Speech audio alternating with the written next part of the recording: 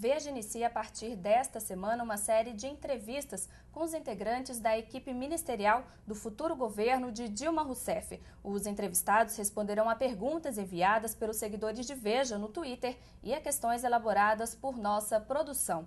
O primeiro entrevistado deste programa é o senador do PMDB e futuro ministro de Minas e Energia, Edson Lobão. O senhor foi ministro de Minas e Energia no governo Lula e deixou a pasta para disputar uma vaga ao Senado. Durante a campanha eleitoral, o senhor escreveu no Twitter que seus adversários insistiam em nomeá-lo ministro de Dilma, mas que era candidato mesmo à reeleição no Senado. O senhor não acha contraditório ter aceitado o convite da presidente depois de ter vencido as eleições no Maranhão? Não acho contraditório.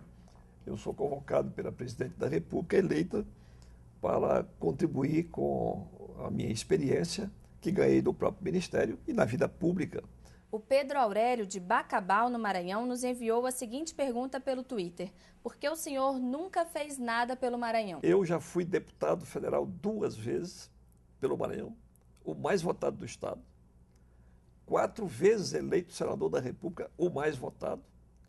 Governador eleito. Ou seja, o povo está satisfeito comigo. O empresário Fernando Sarney, filho do presidente do Senado, José Sarney, foi acusado pela Polícia Federal por tráfico de influência no Ministério de Minas e Energia quando o senhor era ministro. A família Sarney terá influência na sua nova gestão? O empresário Fernando Sarney não teve nenhuma influência durante o meu governo. A família Sarney não se envolveu na minha administração no Ministério de Minas e Energia. Governei o Ministério com absoluta autonomia, prestando satisfações apenas ao presidente da República. Ministro, por que o Maranhão, que tem tantos políticos influentes no governo Lula e no Congresso Nacional, como o próprio presidente do Senado, José Sarney, ainda é um estado com um dos piores índices de desenvolvimento do país? O Maranhão, até 65, portanto, há 45 anos passados, possuía 2 escolas de segundo grau e nenhuma universidade. Foi de 45 anos para cá que se começou realmente a cuidar da administração do Maranhão. Houve um progresso até significativo nesse período curto de 45 anos. As nossas perspectivas para o futuro próximo são muito boas, muito bonitas, são maravilhosas. O Maurício Bento, de Brasília, pergunta por que o presidente Lula tinha tanto desprezo pelo senhor nos antigos comícios e hoje o trata como aliado. Eu não sei a que ele se refere. O presidente Lula nunca participou de nenhum comício meu. O presidente Lula sempre teve um respeito muito grande por mim e apreço, tanto assim que me convidou para ser ministro do seu governo. Ao assumir o Ministério de Minas e Energia em 2008, o senhor disse que o país não corria o risco de novos apagões, como os que ocorreram durante o governo de Fernando Henrique Cardoso. Mas em novembro do ano passado, 18 estados ficaram no escuro por causa de uma pane no sistema elétrico. O senhor garante que não haverá queda de energia nos próximos anos? Em primeiro lugar, o que aconteceu em 2008 foi um episódio atmosférico. Foram fenômenos atmosféricos que atingiram uma subestação e causou uma interrupção temporária de energia. Atingiu 18 estados, alguns dos estados por 10 minutos, por 5 minutos, por 8 minutos, coisa mínima que acontece em todos os países do mundo. E mais, o governo brasileiro foi elogiado pela rapidez com que restaurou todo o sistema elétrico em nosso país. O senhor garante, então, que nos próximos anos não haverá apagão?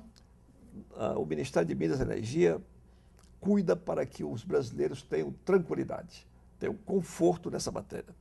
Os acidentes podem ocorrer. A construção da usina de Belo Monte ainda enfrenta uma batalha judicial entre ambientalistas e o governo e ainda depende do IBAMA para conseguir a licença de instalação.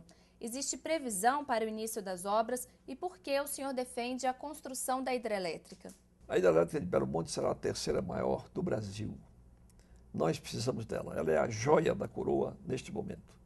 Nós temos uma grande usina hidrelétrica que é a de Itaipu, maior do que ela, a da China, de Três Gargantas, e agora Belo Monte será a 3ª.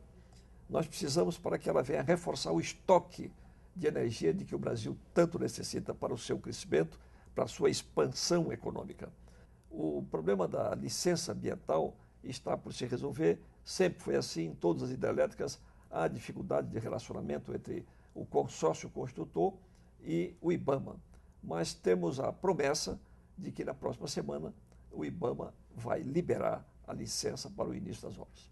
O Matheus, de Araras, em São Paulo, pergunta sobre as medidas que o senhor tomará em relação às energias alternativas. E, para complementar essa questão, o Alexandre, do Rio de Janeiro, perguntou pelo Twitter se o governo Dilma dará suporte à pesquisa de novas tecnologias para a geração de energia. Nós temos um órgão de pesquisas na Eletrobras, que trabalha incessantemente no exame dessas questões todas e com bons resultados. Durante a minha administração no Ministério, eu estimulei o mais que pude as energias alternativas, entre elas a energia eólica. E eu pretendo prosseguir esta política de prestígio das energias alternativas em nosso país. O senhor acha que o biocombustível também é uma alternativa a ser implementada nos próximos anos? É, sem dúvida nenhuma, uma alternativa à energia solar e tantas outras que puderem surgir para ajudar o sistema brasileiro, que é bom. O senhor aprova o veto do presidente Lula sobre a distribuição de recursos dos royalties do pré-sal, favorecendo os estados produtores, como o Rio de Janeiro? Nós havíamos concebido uma legislação, um novo marco regulatório para o pré-sal, e houve uma longa discussão em torno do assunto, que o presidente aprovou, mandou ao Congresso Nacional. E no Congresso houve uma alteração profunda, que atinge, sem dúvida nenhuma, os recursos que hoje estão sendo recebidos em matéria de royalties e de participação especial pelos estados chamados produtores, ou seja, aqueles confrontantes com a produção de petróleo. Isso altera bastante a posição atual dos estados. O presidente prometeu vetar esta alteração feita pelo Congresso Nacional. Eu acho que o presidente está na linha correta, nós devemos tratar essa questão com toda sensibilidade, com toda serenidade, sem o que ela produzirá guerra entre os estados, guerra no sentido de divergência entre os estados da Federação Brasileira, que é tudo quanto não se deseja. Ministro, muito obrigada pela entrevista. Acompanhe outras entrevistas com integrantes da equipe ministerial de Dilma Rousseff no site de Veja.